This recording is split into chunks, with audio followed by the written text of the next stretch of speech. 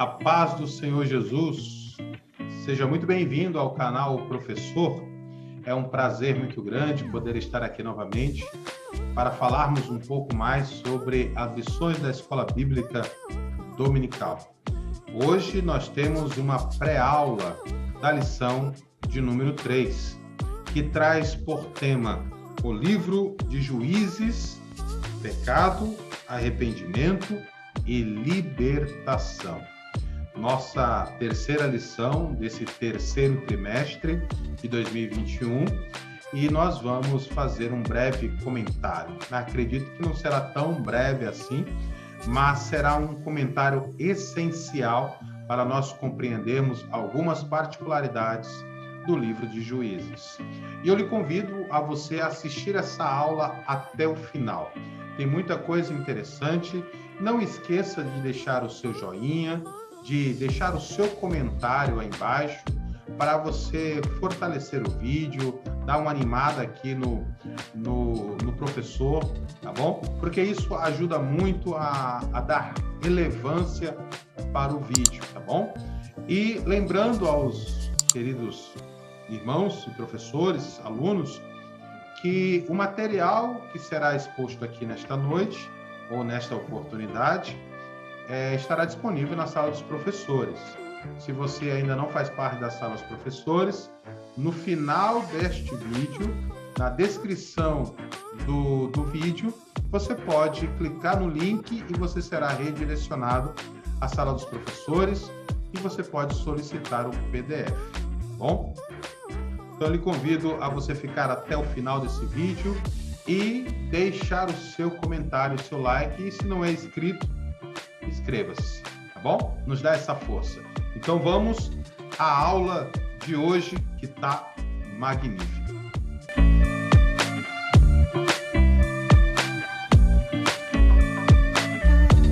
Nessa primeira parte, nós estaremos fazendo algumas perguntas e esclarecendo essas mesmas perguntas para que a gente possa compreender melhor o que é este livro. Vamos começar perguntando o que é o período dos juízes. Nós temos que ter em mente que o livro histórico, denominado Livro de Juízes, é a continuação do livro de Josué. Josué, após entrar na Terra Prometida, nós damos início ao livro dos Juízes, que é denominado o período dos juízes. E o que é, professor, esse período dos juízes? O período dos juízes, também conhecido em hebraico como Shopatim ou Shoftim, que era um período dos regentes, era o período dos libertadores. Eram homens e mulheres que Deus levantava para liderar o povo, para tirar o povo da servidão, que no caso eles estivessem em servidão. Mas o livro de Juízes, ele também são pessoas que regiam o povo, lideravam o povo, que julgavam o povo. Este período, que é denominado período de Juízes, vai do ano 1390 até o ano 1030, aproximadamente. Esse período caracteriza-se por uma regência religiosa, política e militar. O líder, ou o juiz, ou o regente, ele era responsável por essas três áreas da vida do povo. Então, professor, quando que deu início aos período dos juízes? Bom, o período dos juízes deu-se início após a morte de Josué e após a morte dos anciões. Se você ler comigo, Juízes capítulo 2, versículo 9 ao versículo 10, vai nos dizer exatamente assim. Aqui eu coloquei uma versão, a Bíblia King James, atualizada. Ela nos diz assim: depois de toda aquela geração morreu e foi reunida a seus antepassados, surgiu uma nova geração que se esqueceu do Senhor e das orientações e dos grandes feitos do Senhor em benefício do povo de Israel. Observe que eu deixei em vermelho a palavra orientações. Os anciões eram responsáveis por aconselhar as gerações que estavam ali na terra prometida. Era eles que eram responsáveis pela sabedoria, pelo conhecimento e pela propagação dos ensinos tradicionais que ainda existia no coração deles. Acompanhe junto comigo ainda o que está escrito em Josué, capítulo de número 24, versículo de número 29 ao versículo de número 31, que nos diz assim: E depois destas coisas, sucedeu que Josué, filho de Num, o servo do Senhor, faleceu, sendo já da idade de 110 anos, e sepultaram-no no termo da sua herdade, em Timnat-Será, que está no monte de Efraim, para o norte do monte de Gás. Serviu, pois, Israel, preste atenção, serviu, pois, Israel ao Senhor todos os dias de Josué. E observe agora o que ele diz: e todos os dias dos anciões que ainda viveram muito tempo depois de Josué, e que sabiam todas as obras que o Senhor tinha feito a Israel. Observe que o texto vai nos dizer que Josué, filho de Num, morreu, mas que ainda existiam os anciões. Estes anciões viveram muito tempo depois da morte de Josué, orientando, anunciando os grandes feitos do Senhor.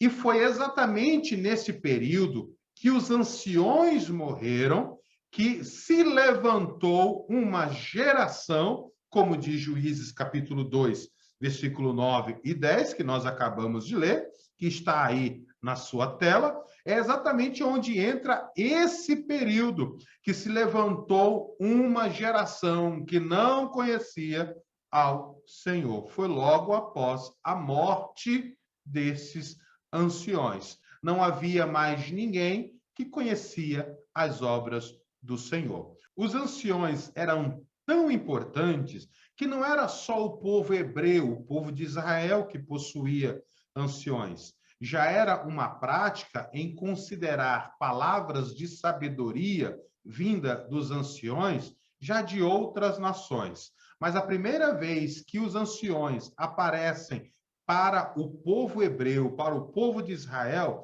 se encontra em Êxodo, capítulo 3, versículo 16 ao versículo de número 18. Eram os anciões do povo. Observe que o temor para com os anciões, o respeito para com os anciões eram tão grande que me faz lembrar de uma passagem da Bíblia Sagrada, quando Samuel vai ungir a Jessé, o belamita. Como eu sempre friso, belamita não é o sobrenome de Jessé, mas é a nacionalidade ou a região aonde ele nasceu que lhe faz ser belamita, porque ele nasceu em Belém, por isso que ele é belamita. Quando Samuel vai ungir a Davi na casa de Jessé, o belamita, quem sai ao encontro de Samuel nas portas da cidade, que era o local aonde os anciões ficavam para dar conselhos aos povos ou ao povo daquela região, eles saem ao encontro de Samuel e perguntam se era de paz a vinda deles, porque os anciões sabiam que a vinda de um profeta, de um sacerdote na região onde eles estavam, não significava nem sempre uma boa coisa. Mas observe que os anciões têm sempre um papel muito importante no Antigo Testamento. Agora, no Novo Testamento, a imagem dos anciões está mais voltada ao sinônimo do presbitério. Os presbíteros entram no lugar dos anciões do Antigo Testamento. E a responsabilidade daqueles mais velhos dentro da igreja que possui experiências não só de vida, mas de fé, é muito importante para aconselhamento dos mais novos na fé. Como diz Provérbios 11, 14, parte B, na multidão de conselhos, a sabedoria. Os reis buscavam conselhos nos anciões. O povo buscava conselho nos anciões. Os anciões são responsáveis para ensinar os mais novos ou as mais novas como serem boas donas de casas, amarem os seus maridos, respeitarem os seus maridos. É isso que o Novo Testamento vai nos ensinar. Quando o povo assumiu a terra prometida, eles não foram fiéis aos mandamentos do Senhor. Eles não cumpriram uma ordenança que Deus havia dado a eles, quando eles possuíssem a terra. Em primeiro lugar, aquela terra não era uma terra desabitada. Existia outras nações ali. Podemos citar até mesmo 7 nações cananitas. Acompanhe na sua tela as 7 nações cananitas. Observe: os heteus, Gegazeus, amorreus, cananeus, perizeus, heveus, jebuseus. Nações mais numerosas e mais poderosas do que tu, como Deus disse em Deuteronômio 7, versículo 1 ao versículo de número 2. Todas estas nações ocupavam a terra de Canaã, que era exatamente onde nos mostra o mapa aí, a terra de Canaã. Todas estas nações deveriam ser tiradas daquela terra, exterminadas daquela terra. Mas, professor, por que que Deus queria ver morte? Por que que Deus queria matar aquele povo? Se Deus é um Deus de amor, se Deus é um Deus de bondade, benignidade, se é um Deus de misericórdia, por que Deus ordenou que aquelas nações fossem exterminadas? Deus ordenou que aquelas nações fossem exterminadas porque Deus é amor. Sim, parece meio contraditório, mas entendemos que o amor de Deus não é nem sempre tratar bem, mas às vezes, ou a maioria das vezes, o amor de Deus está na justiça de Deus, porque aquelas nações eram nações malignas, perversas, sem misericórdia, sem compaixão. Eram nações que exterminavam outras nações e poderiam fazer o mesmo com o povo de Israel, com o povo hebreu. Por isso que Deus deu uma ordem ao povo que quando eles entrassem na terra, eles deveriam tirar do meio deles estes povos, acabarem com seus altares, não fazerem alianças com eles, não entregar os seus filhos para casarem e nem receberem os filhos deles, né, para contraírem matrimônio com os filhos do povo de Israel. Se nós formos pegar ali Deuteronômio, capítulo 7, versículo 1 ao versículo de número 6, vou colocar na tela aí para você acompanhar junto comigo, que o estudo hoje está algo maravilhoso. Assista até o final e você vai aprender muita coisa interessante. Acompanhe comigo na tela. Deuteronômio, capítulo 7, versículo 1 ao versículo de número 6, que vai nos dizer assim: quando o Senhor, seu Deus, os fizer entrar na terra que vocês em breve possuirão, ele removerá de diante de vocês muitas nações. Os hititas, os gegazeus, os amorreus, os cananeus, os perizeus, os heveus e os jebuseus. Essas 7 nações são mais numerosas e mais poderosas que vocês.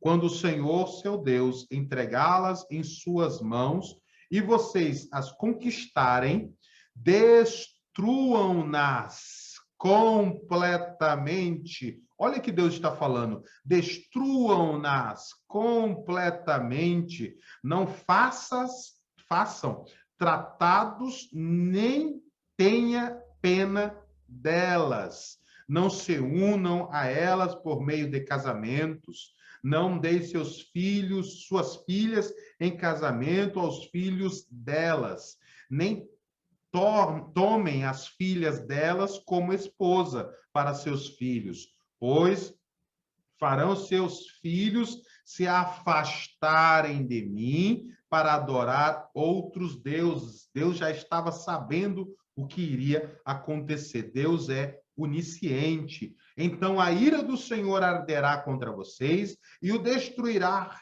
rapidamente. Portanto, façam o seguinte, olha a orientação de Deus: quebrem seus altares idólatras, despedacem suas colunas sagradas, cortem os postes de Azera e queimem seus ídolos. Vocês são um povo santo que pertence ao Senhor, seu Deus. Dentre todos os povos da terra, o Senhor, seu Deus, os escolheu para serem sua propriedade especial. Olha isso que Deus disse para o povo. Parece que Deus estava vendo o que iria acontecer. Quando o povo foi possuir a terra, o povo não fez nada do que Deus havia ordenado. E é aí aonde nós entramos naquele versículo aonde nós lemos, Juízes 2, versículo 9 e o versículo de número 10. E depois que toda aquela geração morreu e foi reunida a seus antepassados, surgiu uma nova geração que se esqueceu do Senhor e das orientações e dos grandes feitos do Senhor em benefício do povo de Israel. Devido à influência dessas outras nações, devido a esta mistura, esta comunhão que eles acabaram tendo com essas outras nações, com esses outros povos, eles acabaram esquecendo o grande mandamento do Senhor. Quando Deus havia ordenado ao povo, dizendo que só deveriam adorar ao Deus de Israel, ao Deus que os libertou da terra do Egito. Eles esqueceram do credo fundacional do povo de Israel, da sua própria nação. O próprio Deus havia dito a eles que ele, Deus, era único e só a ele deveria ser dado a adoração. Então o povo se esqueceu do mandamento do Senhor. E observe como o povo tem memória curta ou como o povo é desobediente. Josué, capítulo de número 24, versículo de número 24, vai nos falar a respeito de uma expressão. O povo respondeu a Josué positivamente, dizendo que iriam obedecer à voz do Senhor. Mas não foi nada disso que aconteceu. Acompanhe comigo esse versículo. E disse o povo a Josué: serviremos ao Senhor, nosso Deus, e obedeceremos a sua voz. Eles não fizeram nada disso. Pelo contrário, o Deus que havia falado para eles, né? Shemar Israel Adonai, Elohenu Adonai Echad. Ouve, ó Israel, o Senhor nosso Deus é o único Deus, ou o único Senhor. Eles esqueceram disso. Eles esqueceram da unidade de Deus, da majestade de Deus, da soberania de Deus. Esqueceram que Deus é único e abraçaram as outras nações, seus postes ídolos, os seus deuses e os seus modos de cultuar os outros deuses. Por isso que o livro de Juízes é conhecido como o livro dos regentes. Mas, curiosamente, ele também é conhecido como o livro da gangorra. Exatamente. Uma vez, uma hora fiel, uma outra hora infiel. Uma hora obediente, outra hora desobediente. Uma hora fidelidade, outra hora infidelidade.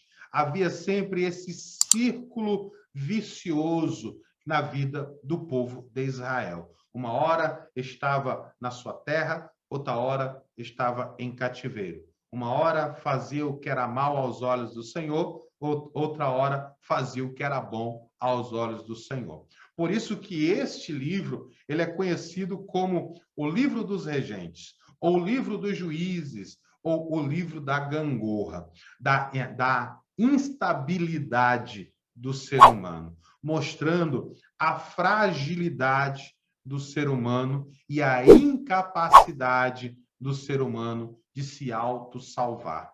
Jesus, ele é tipificado na vida dos juízes, que era capaz de libertar o povo. Só Jesus pode nos resgatar desta vida de escravidão.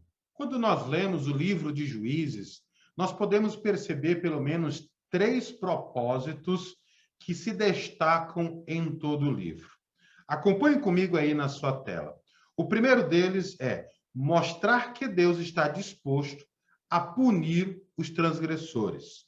O segundo, mostrar que Deus é perdoador dos pecados, quando estes são reconhecidos, confessados e, por fim, deixados. Como diz Provérbios 28, 13. O que encobre as suas transgressões nunca prosperará, mas o que as confessa e deixa alcançará misericórdia. E o terceiro e último grande propósito que se destaca no livro é mostrar que o pecado, uma vez perdoado, Deus é poderoso para restaurar o pecador arrependido. Deus tem poder de restaurar o pecador arrependido, uma vez que ele pede perdão e confessa os seus pecados e se arrepende, abandona e deixa, Deus é poderoso para levantá-lo novamente e colocá-lo de pé na presença de Deus. Nesse livro de Juízes, nós vemos o grande amor de Deus e a insistência de Deus para com o seu povo. O grande amor de Deus representado na sua correção e representado na sua restauração. A palavra arrependimento, que é algo que nós encontramos muito dentro do livro de Juízes, e nós encontramos também esta palavra no Novo Testamento, ela tem um significado muito especial. Primeiramente, no texto grego, esta palavra arrependimento ou arrepender-se, ela vem de uma palavra grega por nome metanoia, que significa mudança de mente, mudar a forma de pensar, mas também direcionado ou mudança de forma de atitude, tomar uma nova direção, tomar um novo rumo, fazer as coisas diferentes. Agora, no Antigo Testamento, que é em hebraico, nós encontramos um princípio judaico para arrependimento. Esse princípio se chama techuvá. Esta palavra hebraica, techuvá, como aparece aí para você, quer dizer literalmente retorno, mas também dentro de uma mentalidade, de uma interpretação judaica, também tem um sentido de arrepender-se dos pecados de forma profunda e sincera. Então, techuvá significa retorno, voltar aos princípios, que é algo que dá quando acontece um verdadeiro arrependimento, é algo que acontece quando tem um verdadeiro arrependimento, um sincero arrependimento. Esta palavra, techuvá, ela é aplicada sempre ao ser humano. Mas na Bíblia Sagrada, nós também encontramos uma palavra que ela está geralmente ligada a Deus, que é a palavra Naham. Essa palavra Naham significa arrependimento, mas também ela tem uma interpretação de consolo. Nós encontramos esta palavra lá em Gênesis, quando Deus se arrepende de ter feito o homem, devido à maldade do coração do homem. É como se Deus buscasse o consolo, porque o seu coração havia pesado, aquele sentimento de tristeza profunda por algo que o homem tomou a decisão de fazer. A palavra techuvá, ela tem uma raiz hebraica chamada shub, que significa voltar-se, retornar, que praticamente significa resposta, retorno, responder. Era exatamente isso que Deus queria do povo.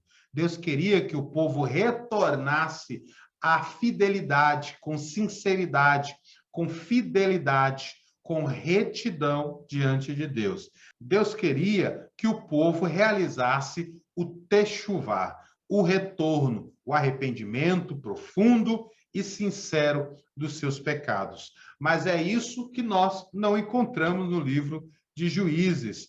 Parece-nos que o povo tinha a necessidade de ter sempre alguém para conduzi-los, para direcioná-los ao caminho da fidelidade com Deus. Porque quando o povo tinha um juiz, o povo estava com fidelidade. Quando aquele juiz morria, o povo começava a se autogovernar da forma como eles achavam que deveria ser governado. Aí o povo era levado cativo novamente. E lá no cativeiro, Deus enviava um outro juiz e assim tirava o povo daquela situação. E isso, por isso que o livro de Juízes também é considerado o livro da gangorra, né? Uma hora está liberto, outra hora está escravo. Uma hora está liberto, outra hora está escravo. Por causa que o povo vivia nesta oscilação de fé. E nunca havia um retorno fiel, sincero, fidedigno da forma como Deus queria que o povo tivesse. Ou seja, um verdadeiro arrependimento. No grego, metanoia. No hebraico, techuvá, com a raiz shub. Um retorno sincero, fiel aos princípios que Deus havia estabelecido. Eu já mencionei aqui que o livro de Juízes é conhecido como o livro dos regentes, ou até mesmo o livro dos libertadores. Vamos ver em algumas traduções como é que os tradutores traduziram a questão da palavra libertador, ou redenção, como remissão, como nós vamos ver a partir de agora. Eu quero, neste momento, fazer, nessa oportunidade, destacar algumas referências que nos falam sobre a questão da funcionalidade dos juízes. Ou seja, mostrar qual era a função dos juízes, a função primária dos juízes, né? Dentro de algumas referências que nós vamos ver a partir de agora. Acompanhe na sua Bíblia, aí, ou aí na sua tela, na realidade, porque eu vou usar algumas versões diferentes que talvez você possa não ter em casa, mas se porventura você estiver, você vai lá e pega essa versão para conferir junto comigo. A Bíblia King James atualizada, ela traduz Lucas capítulo 24, versículo 21. É Lucas, professor. O que tem a ver Lucas com o livro de Juízes? Observe o texto que você vai entender qual é o significado da palavra libertador. Lucas 24, 21, na Bíblia King James atualizada, nos diz assim: e nós acreditávamos que fosse ele quem havia de trazer a total redenção a Israel. Mas hoje já é o terceiro dia desde que tudo isso aconteceu. Isso é na Bíblia King James atualizada. Vamos ver na nova versão internacional? A nova versão internacional traduz desta forma. Lucas 24, 21, na sua tela. Tínhamos esperança de que ele fosse aquele que resgataria Israel. Isso tudo aconteceu há 3 dias. Vamos ver agora a Almeida Revista Corrigida. Esta é mais comum, né? Geralmente todos nós possuímos uma Almeida Revista Corrigida. Ela tem uma linguagem mais tradicional. Acompanhe comigo, Lucas capítulo 24, versículo de número 21, que nos diz assim: e nós esperávamos que fosse ele o que remisse Israel. Mas agora, com tudo isso, é já hoje o terceiro dia desde que essas coisas aconteceram.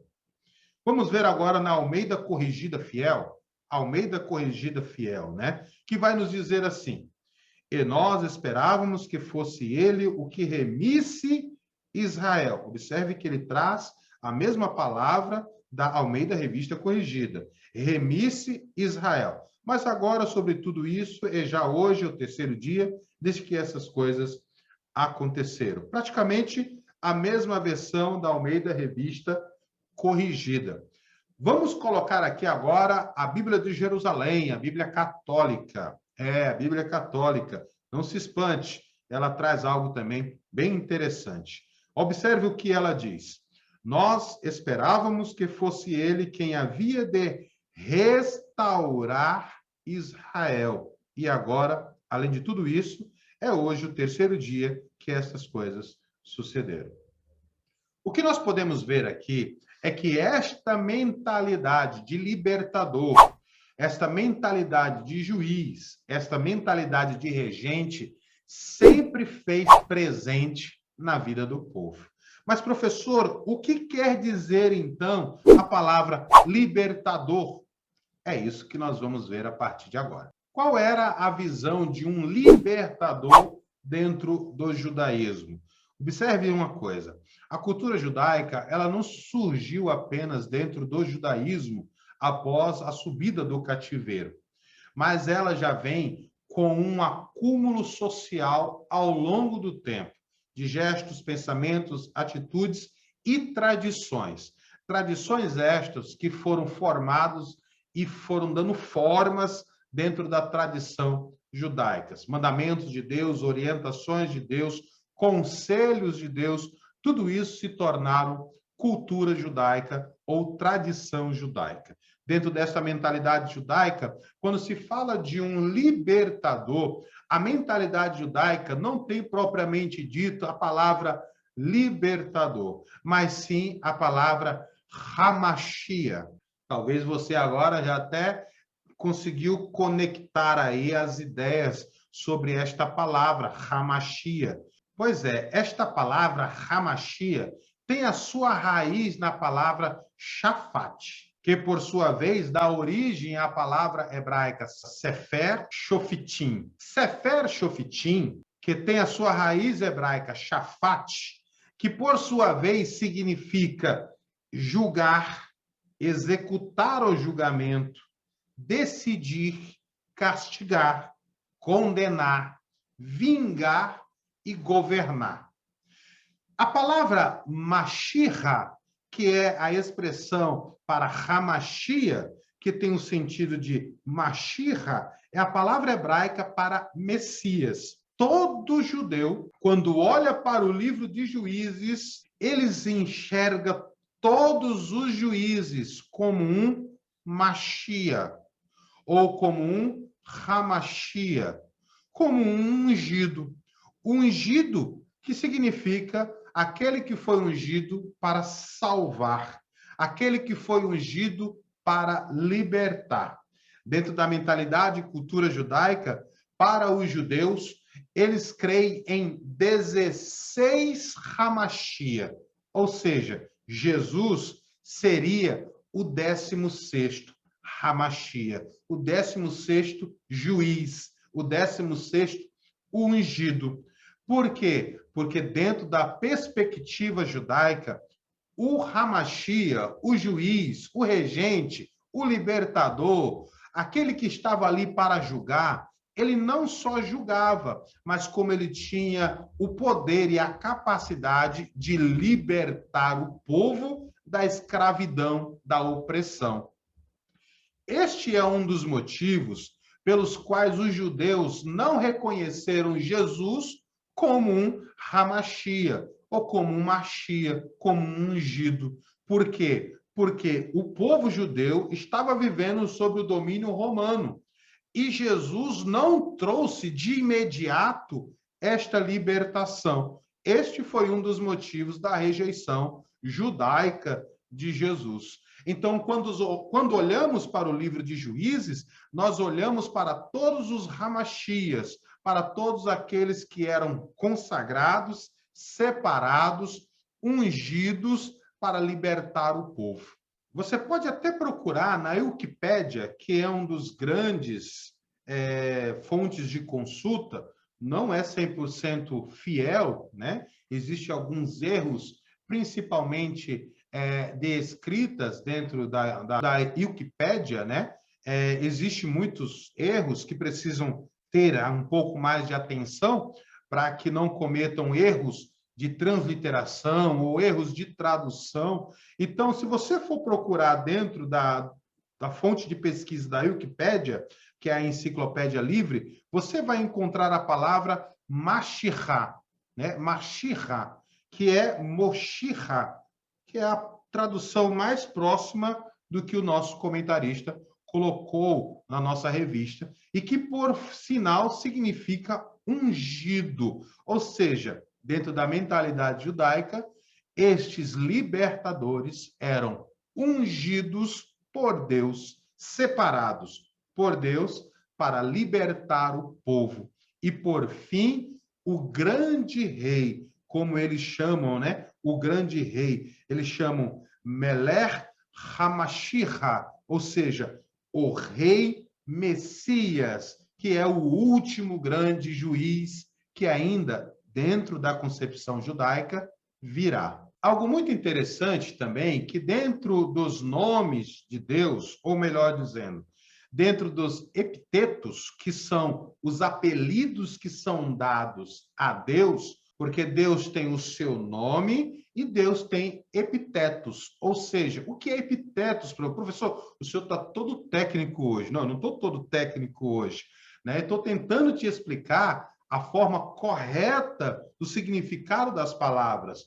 Deus tem um nome, mas Deus tem epitetos. O que é isso dentro do hebraico? Isto é apelidos. Deus tem apelidos, que são sinônimos, são adjetivos daquilo que Deus é. E dentro dos nomes de Deus, ou dentro daquilo que Deus é, ou daquilo que Deus pode e Deus quer ser, nós temos a palavra palete. Palete significa libertador. Deus, ele é palete. Deus, ele é libertador. Então, podemos dizer que os juízes, como representantes de Deus na terra, eles eram libertador, porque era o próprio Deus quem libertava o povo, como Deus mesmo prometera quando o povo seria fiel a ele, ninguém poderia subsistir diante do povo. Professor, quanto tempo demorou o período dos juízes? O livro histórico dos juízes, ele remonta a um período bem extenso, um período de muitos centenários, ou seja, levando em consideração a morte de Josué até a unção de Saul, quando o povo deixa de ser teocrático para ser monárquico, ou seja, deixa de ter Deus como seu rei, como seu regente, e passa o povo ter rei, como todas as outras nações, conforme o pedido do povo, que Deus vai e ordena a Samuel a ungir Saul, levando em consideração esses períodos, então nós temos aí uma data de 320 a 350 anos, que seria o período dos regentes, ou seja, iria do ano 1350 ou a 1375 a.C. Outros ainda limitam esse período apenas a 200 anos de período de regência, período dos juízes, como, por exemplo, vai de 1225 até 1250.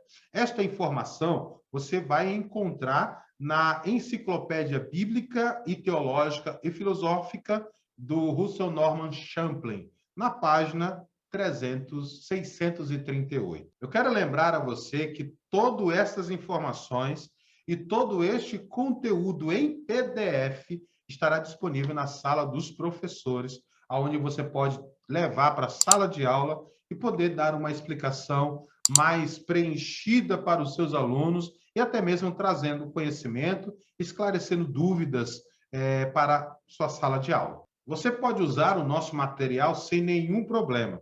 Uma vez ali no Silvio Leite 1, eu fui questionado por uma irmã, perguntando se os PDFs que eu produzia tinha direitos autorais. Falei, não, não tem direitos autorais. O dono desses PDFs são todos os professores. Os professores podem reproduzir, podem imprimir, podem entregar para os seus alunos. Nosso objetivo aqui é ajudar os professores. E estas das 7 nações, aqui os cananitas, né, que eu mostrei aí para os irmãos, nós pegamos ali na aula passada com o slide que o nosso irmão Johnny Santana, ele também produz conteúdo para a nossa Escola Bíblica Dominical e, diga-se de passagem, conteúdos extraordinários também. Professor, quem foi o autor do livro de Juízes?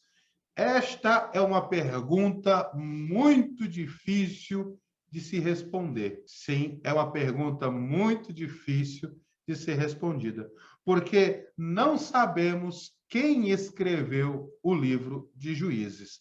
Existem algumas especulações que acreditam que foram os próprios juízes. Cada juiz escreveu um momento da sua história. Cada juiz escreveu pequenas partes das suas histórias. Porque se nós formos levar em consideração cerca de 350, 320 anos aproximadamente de período de regência entre o início dos juízes e o fim, né, da teocracia, né, o fim da regência de Deus, onde Samuel unge Saul, esse período todo em torno de 320, 350 anos, nós vamos ver que são muito tempo para poucas páginas, né, dentro do livro de Juízes. Se você pegar aí a sua Bíblia e folhear até o último capítulo do livro de Juízes, você vai ver que este livro tem apenas 21 capítulos.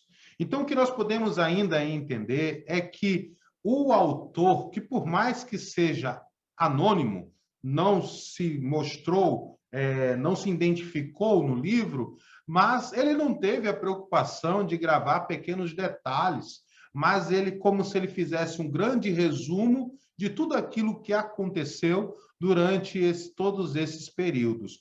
Alguns céticos ainda acreditam que este livro de Juízes tenha surgido anos posteriores dentro daquelas fontes que nós estudamos lá no livro do Pentateuco, que é as fontes javista, eloísta, deuteronomista e sacerdotal. Lembra que nós falamos sobre estas fontes?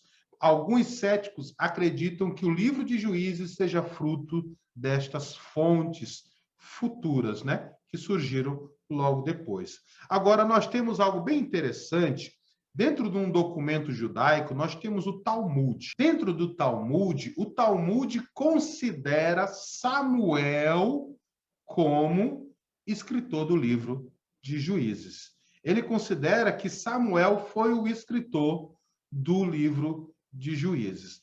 Essa tradição de que Samuel tenha sido o escritor provém deste documento, deste livro tão fabuloso, que é o livro de Talmud do povo judeu. Outros estudiosos atribuem esta obra literária de Juízes a Finéias, outros ainda a Ezequias e outros ainda atribuem a Esdras. Mas verdade é que nós não sabemos quem é o escritor. O que sabemos são as maravilhosas mensagens que estão contidas dentro desse livro de Juízes, mostrando o Deus que é misericordioso, mas também ele pune o pecado. Vamos destacar aqui, para nós finalizarmos a nossa aula, todos os juízes que regeram o povo. Vou deixar na sala dos professores, junto com o PDF, um quadro, que é esse mesmo que eu vou colocar aqui na tela, que já está no final da nossa aula, que vai descrever os juízes, a tribo que ele pertencia, e quantos anos de regência que ele deu ali ao povo. Acompanhem junto comigo. Nós temos em primeiro lugar Otiniel. Otiniel era da tribo de Judá. Eude, de Benjamim. Zangar, não sabemos a tribo dele. Débora, Efraim. Gideão, Manassés. Tolá, Isacar. Jair, Manassés. Jefté, Manassés. Ibizã, Judá. Elon, Zebulon. Abdom, Efraim. E Sansão, que era da tribo de Dan. Bem ao lado, você pode ver aí o período em que eles regeram. Um foi 40, outro foi 80, depois 40, 40, 23, 22 anos, 6, 7, 10, 8 anos e 20 anos. E ao lado desse, você vê quem foi as nações que oprimiram o povo, com exceções dessas que estão em branco, que nós não sabemos diretamente quem foi as opressões. Porque muitos estudiosos acreditam que, enquanto uma parte do povo estava sendo oprimida por uma determinada nação, ao mesmo tempo, outra parte do povo estava sendo oprimida também por uma outra nação.